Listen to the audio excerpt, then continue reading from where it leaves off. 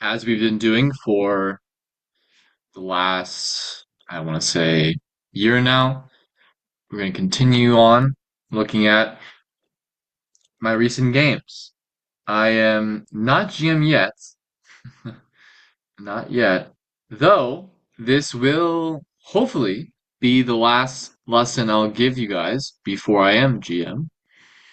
I am now 2477 FIDE, which is the highest rating I've been, let's see, since last year, I think, like a year and a half ago. So I'm making good progress, and I will be playing four in a row events starting actually Wednesday. So if anyone here is playing in Spice Cup, I will be there. The Spice Cup Open in Bellevue, Washington. I'll be there. And after that, I'll be playing in the National Chess Congress over in Philadelphia. So I'm not going to be playing the US Masters this year. I'll be playing there. It's mainly because US Masters runs through Thanksgiving. I don't generally like to play on Thanksgiving, so I'll be spending the Thanksgiving holiday with my family or with my wife in New York City, and then going over to Philadelphia to play National Chess Congress. And then after that, I'll be playing a local event in New York City, December 6th to 7th, and that will be actually a pretty strong event in the city, which will have quite a few local masters playing, as well as some IMs and GMs. And so um, and then I'll end the year by playing Marshall Chess Championships. I don't believe I'll actually have time to give another US Chess School lecture until after all that. And the Marshall Chess Championships ends, I think, December 22nd. So that'll be around a month from now. So I'll likely be giving the next lecture either that following Monday, if there is a lecture, or actually whatever the first couple of weeks in 2026 would be.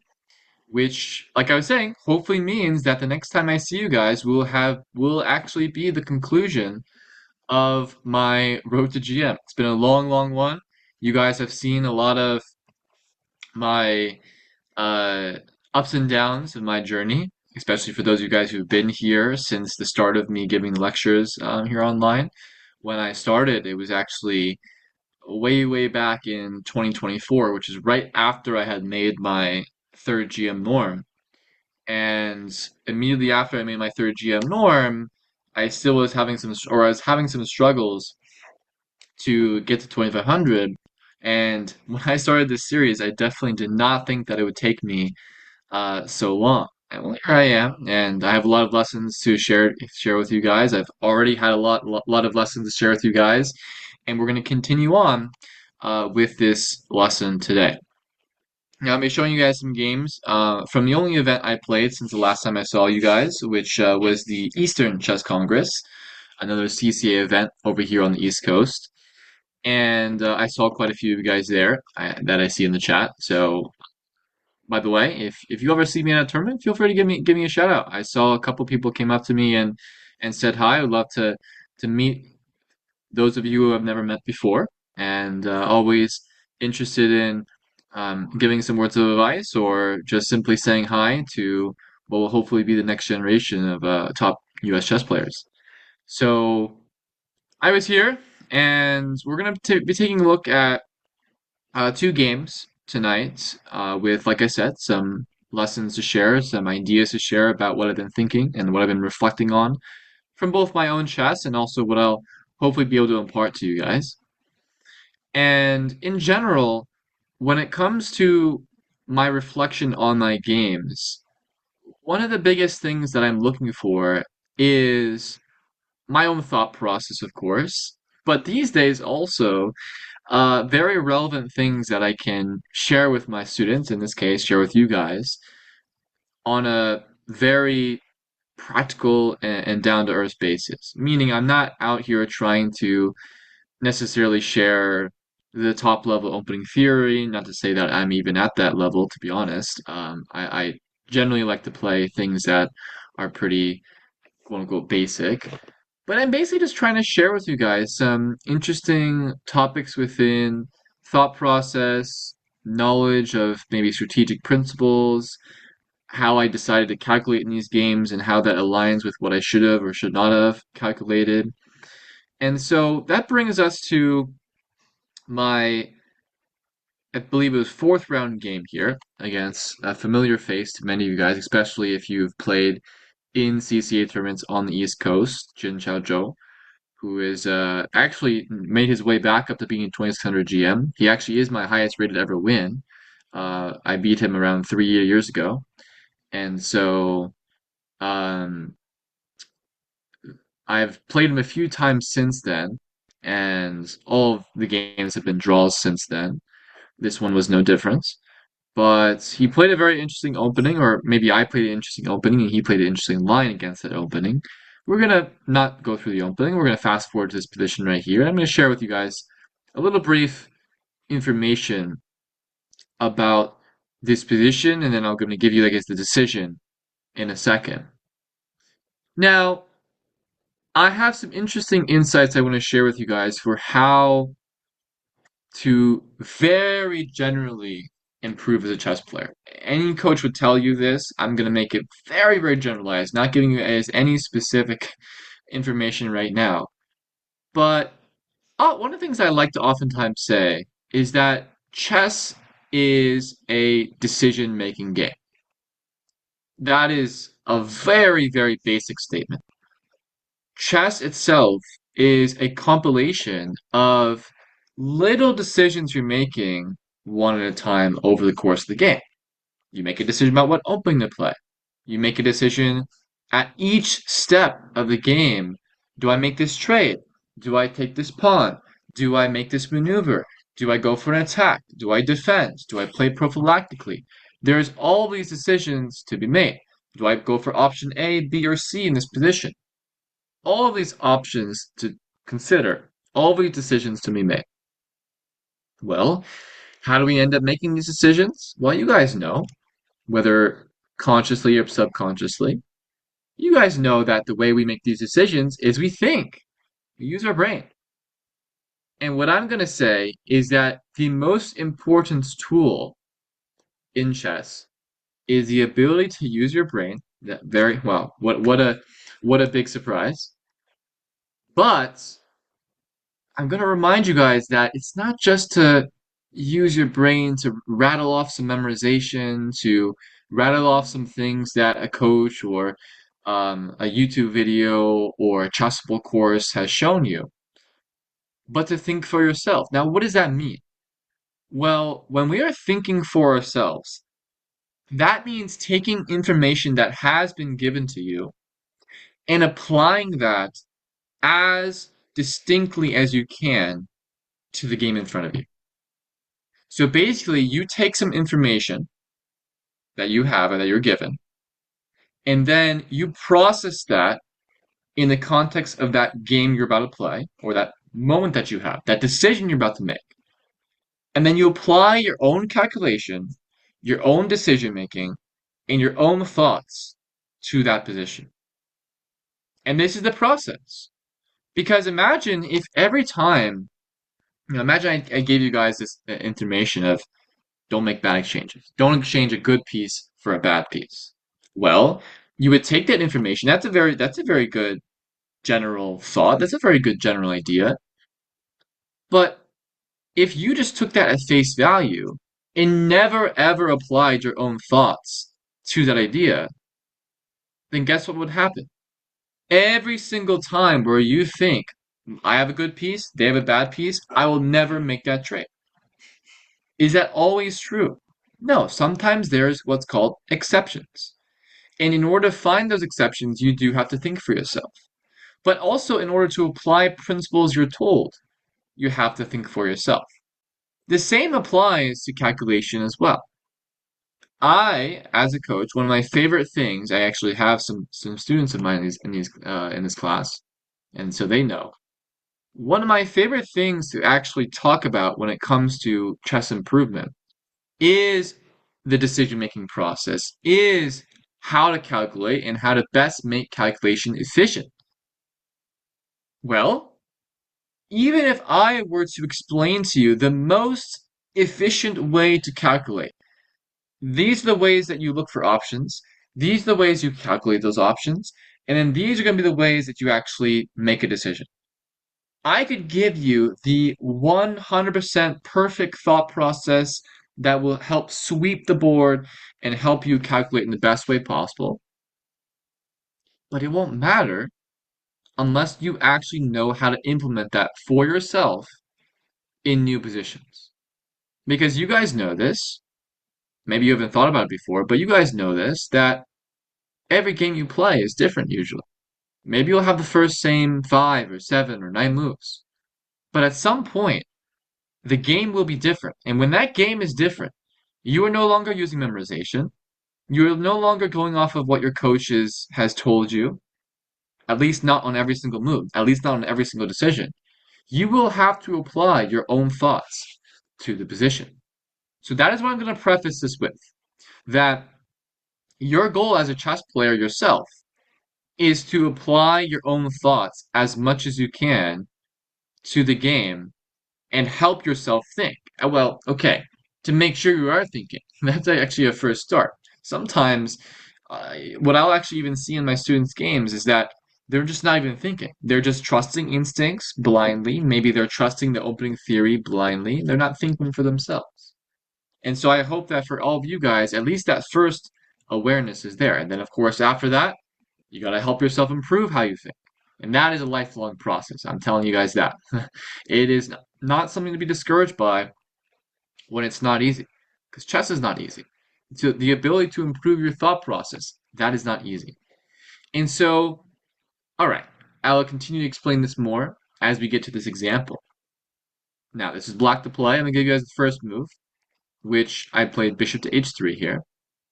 Jin Chao, he responded here with queen to f4. And I am going to give you guys our first stopping moment of the night. I'm going to actually go ahead and limit the chat now. All right. So, black to play here. I'm going to be giving you guys two options. All right. Black can either bishop takes g2 or bishop back to d7. So I'm going to give you guys around 2.5 minutes to send in your answer as well as your justification. I'll try to look at most, if not everyone's answers as you guys send them in. But I would encourage you guys to think about the position. Think about it for yourself, right? Calculate, make some comparisons. So the two options I'm giving you are bishop takes g2 and bishop to d7.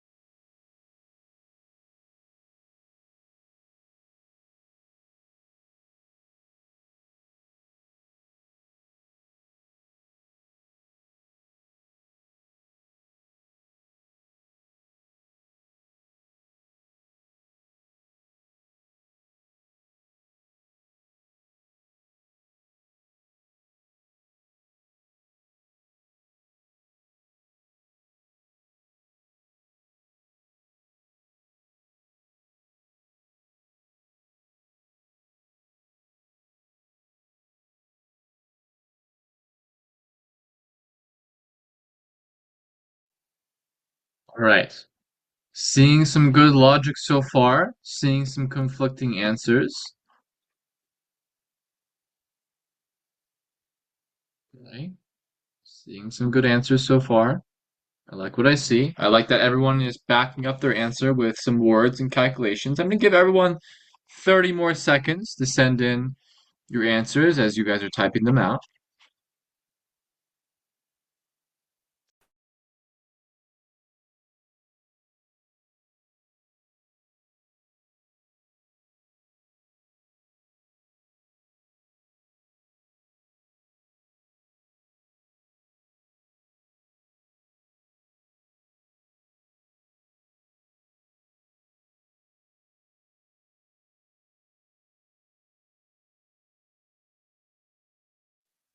All right. So, did not have time to respond to everyone's messages, but I did get a chance to see everyone's answers as I was going through. Now,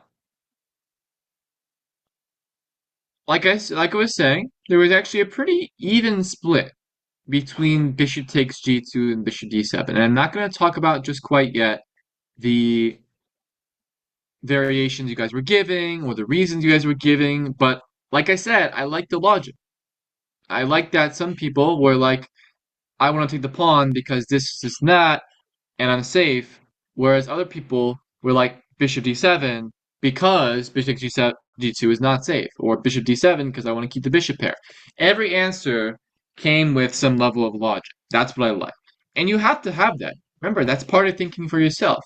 If you just were to give me a move and say, this is my instincts and this is what I'm playing, that's not good enough. In fact, if you've been with me in enough of these lessons, I remind you guys every single time we train, every single time we come to one of these stopping moments, your answer has to come with either variations or reasoning. And the reason I do that is because the more that you actually think very directly for yourself in training, the more that will extend out to your actual games. Now, I'm actually not going to talk about the options too much more, but what I'm going to do actually is I'm going to give you guys some interesting context that I was thinking about during the game, and then actually I've taught to, I may even have mentioned it in my lectures before, but I've taught it recently to my students a lot because it's been something that's been on my mind, which is a bit of knowledge I'm going to give to you guys. It's a generalization, so it doesn't mean that it always applies. That's usually the case within chess, right? Like bishops are better than knights, or you should develop in the opening knights before bishops. Those are generalizations. Don't bring your queen out too early. Don't move the same piece twice. These are all generalizations. Does that mean that it's to be followed every single time? Not necessarily. Does it mean that it's usually good? Probably. So, the generalization I'm going to give to you guys is in opposite colored bishop positions, the side that has the initiative is usually favored. Sometimes I'll even switch that up and be like greatly favored, but it depends. But this in opposite colored bishop positions, the side that is on the initiative is usually favored. Now, it's a very basic bit of knowledge, which is why, like I said, I sometimes even like to say greatly favored because I basically want to make the point that in opposite colored bishop positions, when one side is attacking or one side has the initiative, it is not to be underestimated. That's my bit of knowledge to you guys. If that changes your answer, well, that's for you to decide. If that solidifies your answer, great. If it doesn't change anything at all, so be it. Okay? But that was the context in this position that I was thinking about. So, once again, for the people who are joining recently, it is black to play. We're either playing bishop takes g2 or we're playing bishop d7.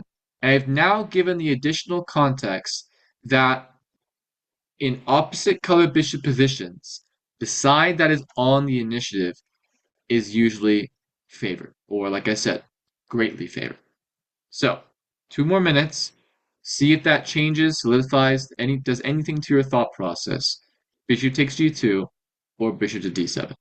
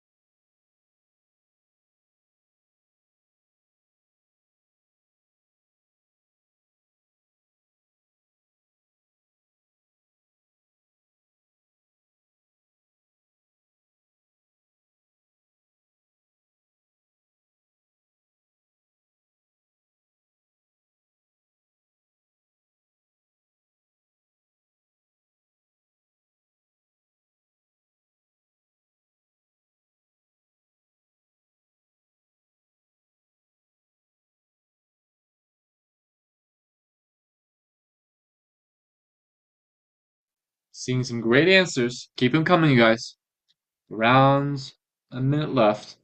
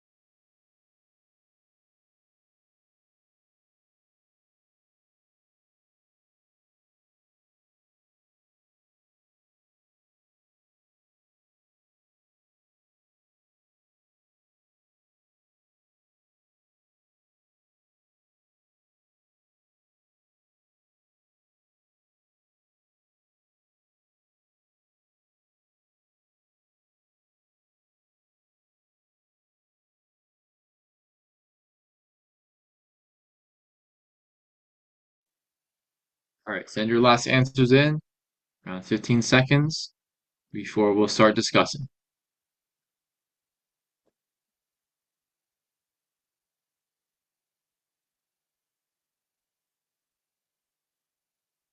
Okay, so what I actually liked as I was seeing the answers is a bit of a mixed bag. I appreciate that a lot of you guys stood your ground. For those of you guys who wanted to play bishop g2, a lot of you guys stood your ground.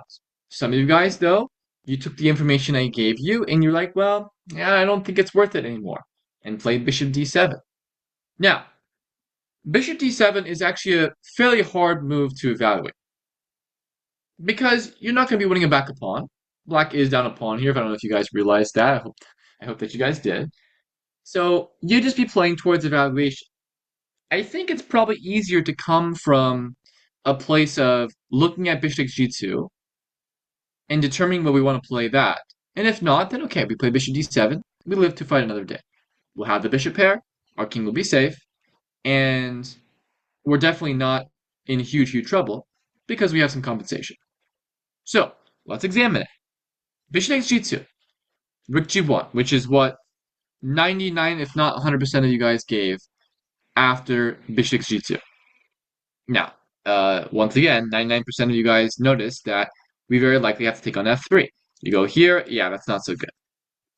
So bishop takes f3, queen takes f3. Now, I want to clarify something about what the initiative actually means, or what it actually states.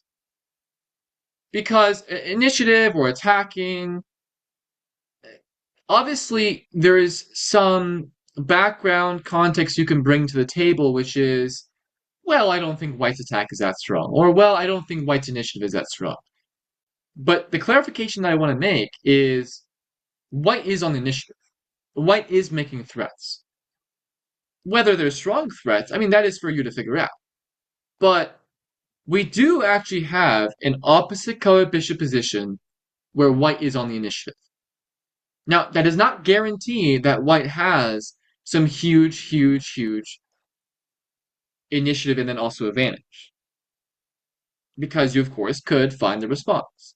You, of course, could be like some people in the chat, which stubbornly played down this line and said, nope, I stand my ground. This is good. And I respect that because you thought for yourself and you decided this was the way to go. So let's figure things out here. Let's see if this is the best way to go. And a lot of people here actually, and I'm going to give you guys a sneak peek into this, I did play Bishop G2.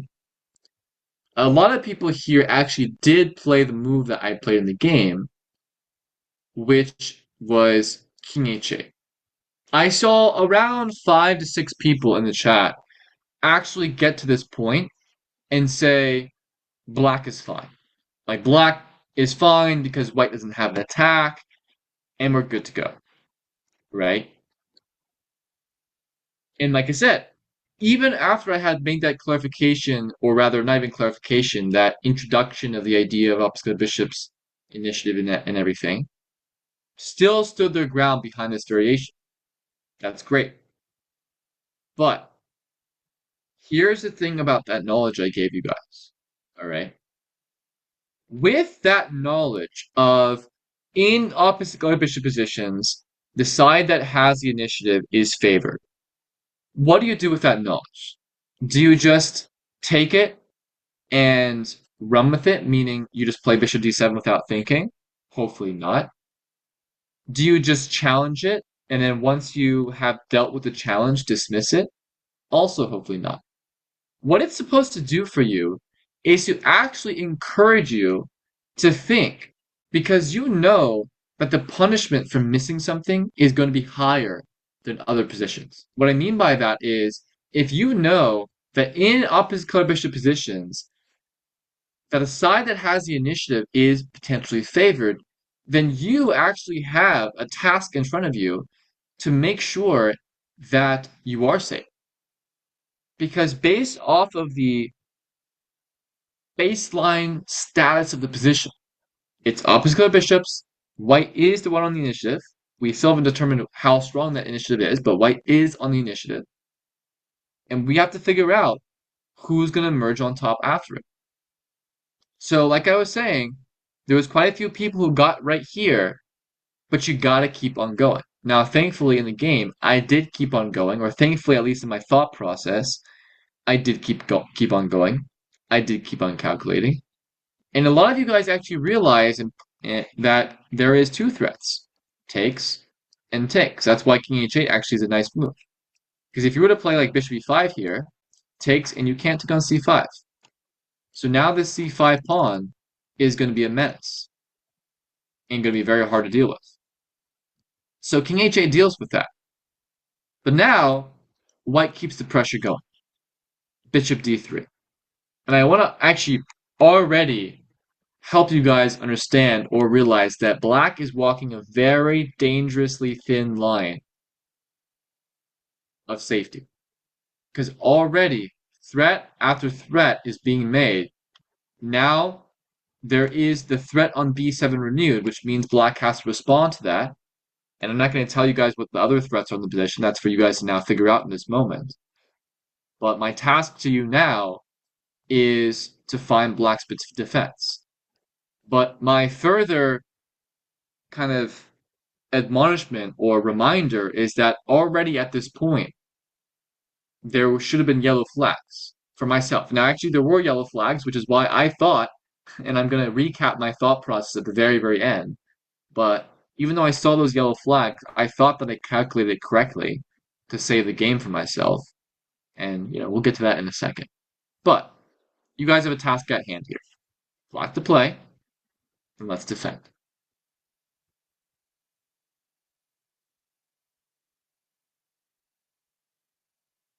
Give you guys around a minute and a half, maximum 2 minutes.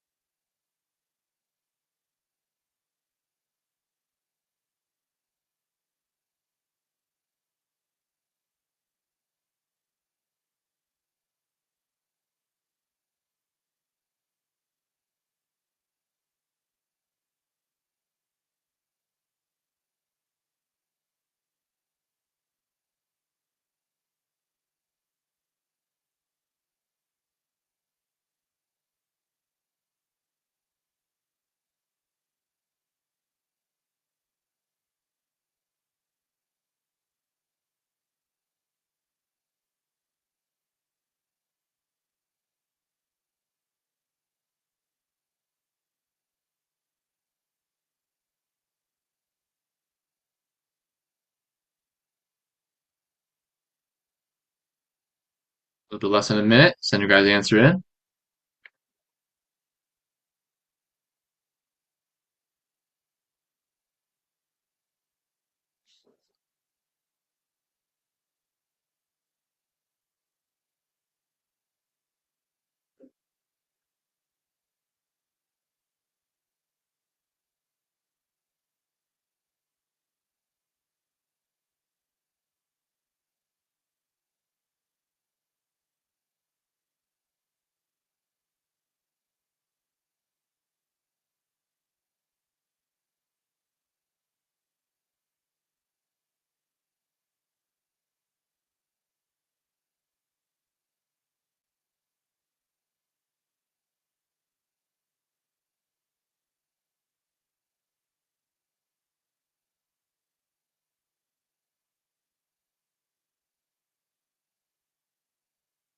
Okay, so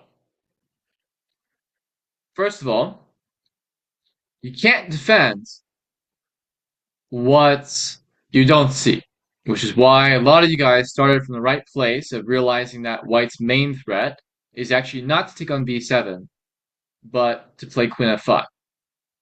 And the safest route to defend against both the threat of queen takes b7 and queen to f5 is rook e5. So rook e5 keeps some decent coordination of the pieces, defends the f5 square, and defends the b7 pawn by making the threat on c5. So a lot of you guys were able to see this and have that right thought process, and that's very good. Okay, so rook e5 is the cleanest way to stop that threat. Now, are we out of the water, or are we safe? I thought so. Okay, let's keep going. Has the initiative stopped? Unfortunately not. Remember, that definition of initiative that I gave to you guys was simply just making threats. Black is still under those threats, or white is still making those threats. Until black has fully covered those threats and stepped out of those threats, we are still not in trouble. You're not in trouble until you start actually making some mistakes. Although I would say that practically speaking, you actually are in trouble when you are being put under pressure. As humans, we don't want to be put under pressure because the more difficult decisions we have to make, the worse things will be for us because we'll be more likely to make a mistake. So, to be honest, I'd already put myself in a bad position here by letting myself get under pressure. And, well, you guys all need to rise up to the occasion and continue to play good defensive chess. A lot of you guys, or actually pretty much all of you guys, have been doing a great job of making counter threats and defending against white's ideas. Has all been good. But let's keep it up. So white to play here. Excuse me, sorry, black to play. I just had to mute myself because I was about to sneeze and then I did sneeze. So it's black to play. We're continuing to try to make or try to defend against white's threats. And keep in mind that as you continue to try to defend, you have to keep a consideration of what white's initiative will look like and what all the threats in the position could be. So for this one, I'll give you guys a little bit more time, around 3 minutes.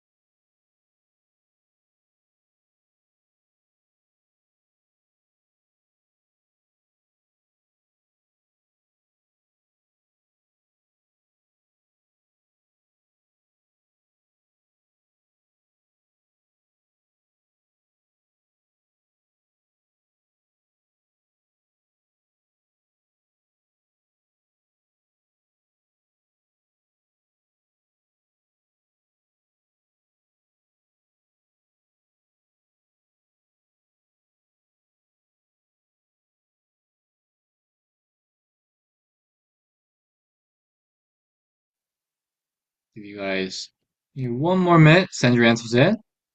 Glad to see everyone taking a little bit more time here. I haven't seen as many answers.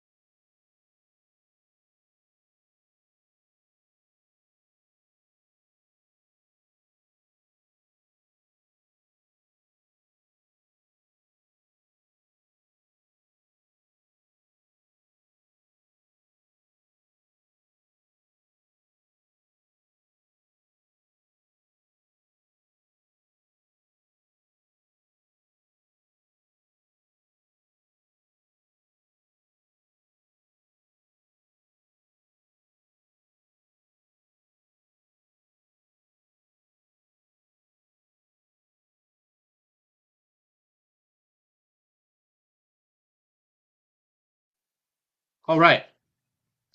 So,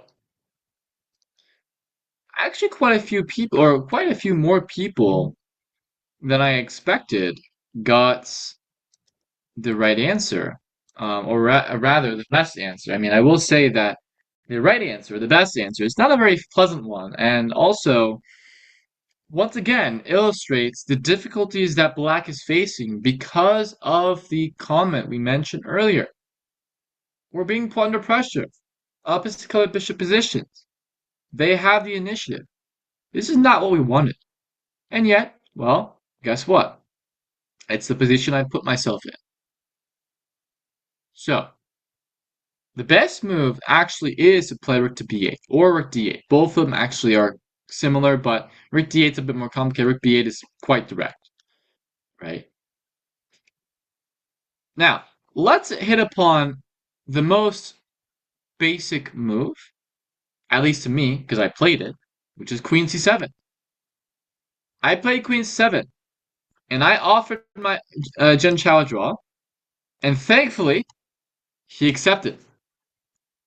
So both of us, actually, in this game, highly underestimated this bit of knowledge that I gave you guys.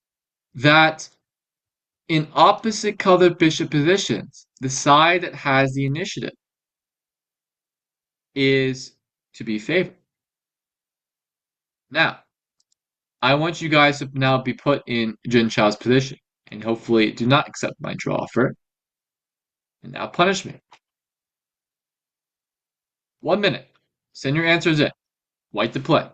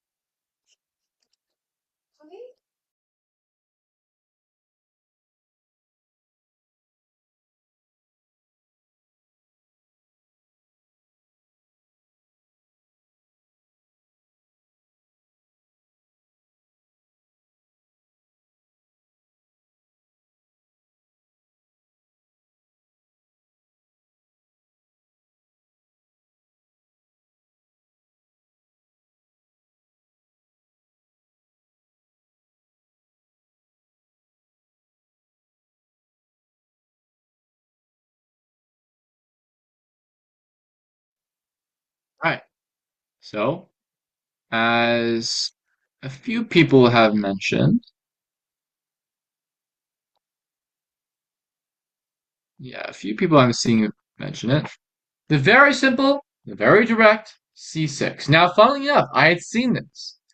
Black is actually forced to play b6 here, which is a just brutal move to have to play.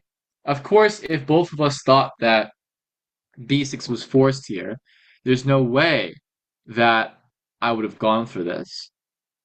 But what I had forgotten about slash underestimated was that after pawn takes c6, rook takes c6, I thought that queen e7 would hold it all together. I thought that I would be just okay. I thought that would be just fine. Yeah, I'm not. White plays a very simple rook to c8, and there's nothing that can stop now the very direct threat of queen a8. And the back rank is just dead. The back rank, I'm just cooked. This is not good. This is not what I wanted. And yet, I should have expected this. Now, once again, I got lucky here, and thankfully my opponent also underestimated this and didn't put the full calculation to it. And this whole entire variation, there was a combination of that knowledge that I gave to you guys, but also the calculation.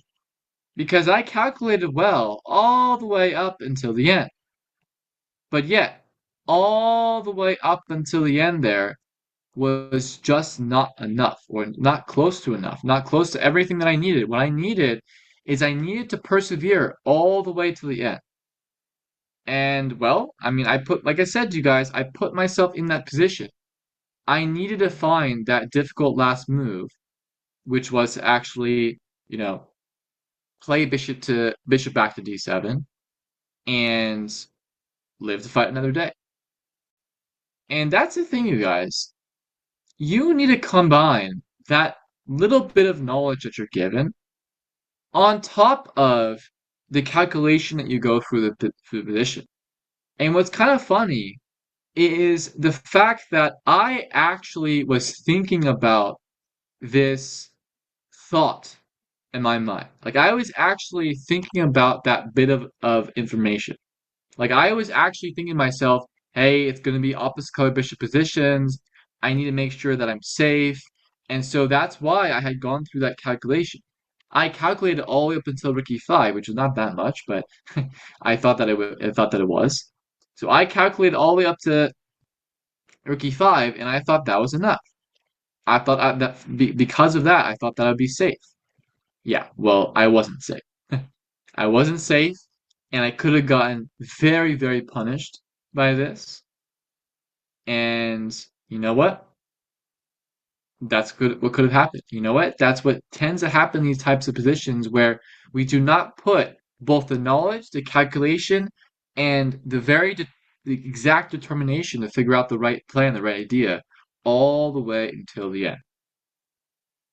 And like I was telling you guys, it's not enough to just take things at face value, which is what I thought to myself here. But at the same time, there is value to actually understanding both the knowledge, then the calculation, and going through the whole thought process. And if I had done that, then I probably would have played bishop d7. But, we calculate these things, we test the waters, and now I still got the draw. So now I can share with you guys this experience and this thought process that I had while also having this kind of very distinct understanding, this very distinct thought process throughout this position, throughout this game.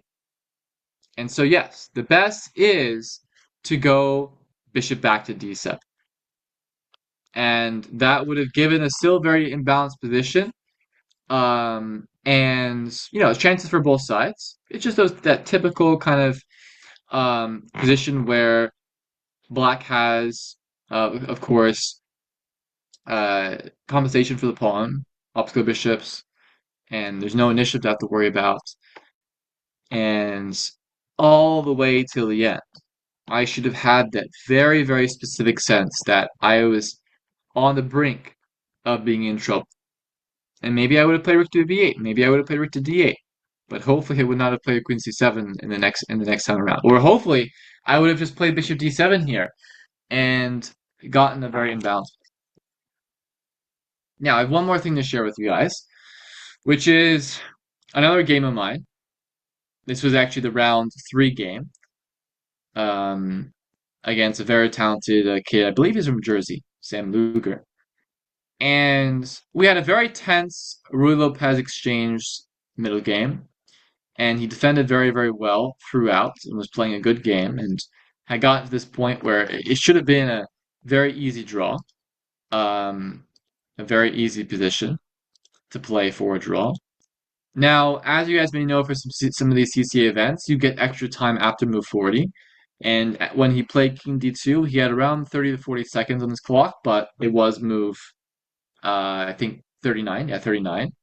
And so, he was just about to actually make time control. And so, what's funny here is that the direction after King D2, I was very seriously considering with around 20 minutes on my clock, giving him a difficult decision to make with G4 here. Because if he takes this way, I take here. And if he takes this way, then I get the pass H pawn. Now, obviously, usually he would want to take this way because then he would not get the pass H pawn. So I recognize it's my only opportunity to do so. I spent around 10 minutes here and I decided, yeah, it's not good. Thankfully, I didn't because he would have very likely just taken with the H pawn. Now he would have gotten his extra time, and actually now I'm in danger of losing. So yeah, that was not good. So I go rook b8 here. I start shuffling around. And it was right around, I think, right here, maybe it was, that he made his biggest mistake of the game. The reason why I say that he made the biggest mistake of his game is the fact that here he spent of his 30 minutes, 25 minutes of his time going all the way down to 15 minutes. Very, very big mistake. Because in this position, there is not really that many tricks, but there will still be some. And you want to, from a practical standpoint, still give yourself enough time to be able to think should complications arise. And once I saw him get all the way down to like 5 minutes here, I was kind of funny. Like I actually thought in my mind, oh, I'm gonna win this game. It's funny because I didn't actually see my winning plan, but I was like, I'm gonna win this game. But uh regardless, I had 40 minutes on my clock and was trying to find something. I actually realized quite soon thereafter, after he had spent 24 minutes on this move, that I didn't have a winning plan, and I was pretty discouraged that I was gonna draw this game even after having battled for so long. I presume that he was trying to just look for any trick that I could have, but in that case, still, I think he should have given himself a little bit of a cushion, just in the case that I would find something to give him some tricky decisions later on. And so from this point on, it was like mission impossible. I was trying to find something to give him problems, anything, anything to give him problems. And so I eventually figured out, okay, I have to play d5 at some point. And so I did, and I was like, wait a second, I don't have anything. And so I played d5, and I was like, okay, it's still a draw. But okay, this is 30-second delay. So he's not actually gaining time, so he still had around 3 to 4 minutes here. And then it was at this point where I was like, wait a second, I do maybe have a plan. And so I ran my king all the way over to h6, and then played g4, and then brought my king in. Dang, I still don't have a plan. So he was still reacting quite well, and he kept my king out, and he was actually maintaining some pretty good composure throughout. But around this time, he had still only 2 minutes on the clock. I think maybe two, maybe even less than that, maybe only a minute and a half on the clock, because he was incrementally spending some time here and there up until this point. And so now I was like, well, I better not lose this game. So at this point, I was like, okay, he defended well. I'm probably gonna have to make a draw. So now I just shuffle my rook around again. And I actually think he should have just gone king back to f3 here. Like I think he should have just gone back and forth. There's no way that I can break through without actually taking some risks myself. But then he played rook c2 here. And I was eyeing this breakthrough of a4 for the last like 10 moves from when I actually had tried to play this G4 sacrificial idea. And all I had to do was make sure that I'm not losing. So after a4, if you take to the rook, actually this is where it gets very dangerous for him. Because now he has to take, I take, and now my rook comes in and infiltrates, and actually white could very well be in trouble here. So if he had more time, I think Sam would have definitely found this if he had more time. He can play the very calm and collected rook c3. And after rook c3, takes, takes, takes, takes, I would probably go c4 here, takes, takes, and it's a draw. Like white, I'm not in any danger of losing here. But that would have been the easiest draw for white. Now, after what he played, which is b takes a4, it is still a draw. At least when the computer says. But with his now, like, time ticking down, I think he had less than a minute now at this point, it becomes incredibly, incredibly difficult. And so he went a5, rook to rook h1. And this is what I actually calculated. I had seen if he got an a6 after rook takes h3, at the very least, I had this kind of nifty little idea of c4. He goes a7, I take, take, take, and then rook gets behind. And then I do win. So he continued to play it well. He actually played rook takes c5 here, and king d2.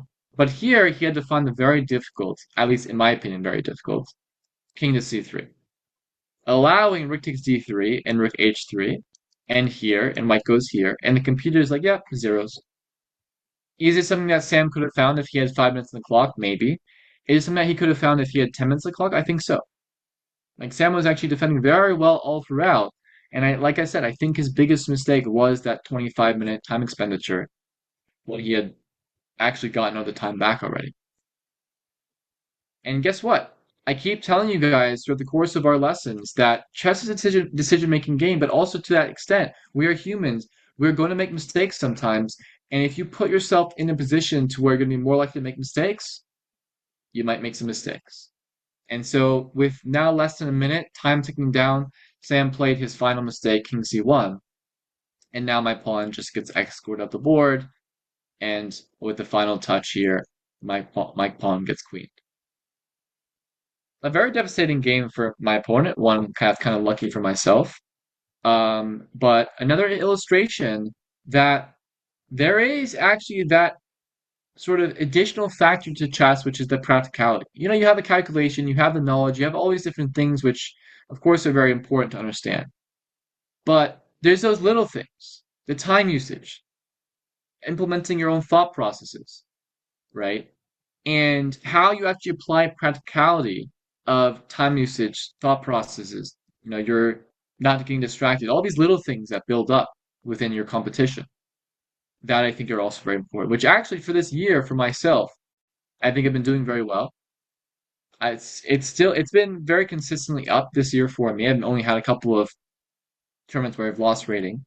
But the biggest thing for me that I've been trying to focus on is my mindset during the games, being practical and applying pressure to my opponents, and putting myself in a position where I feel like I'm in control and not actually being susceptible, or at least more susceptible, to making those mistakes, right? To making mistakes that I would not normally make, but if you put yourself in that position to where you're going to be getting pressured, you might be more likely to make it. Okay. So, as I was saying at the very beginning, all right, I will hopefully see you guys next time with the Grandmaster title secured. All right. And I hope that this will be the last class or last class of this series where you'll have to hear me continue to give updates on my rating as we go for the path of GM. And not exactly sure what the lecture series will be after that, but let me just make GM first and share with you guys the good news before we think about the future in that sense. Best of luck to all of you guys playing in US Masters and also just whatever holiday travels you guys might be having. Have fun with that. And like I said, I think this might be my last class of 2025. So in that case, you know, have a good holiday break and best of luck in the US Masters, the North American Opens, and whatever the tournaments you guys have. And take care. Safe travels, everyone. And I will see you guys in the new year. All right. Bye bye. Thank you.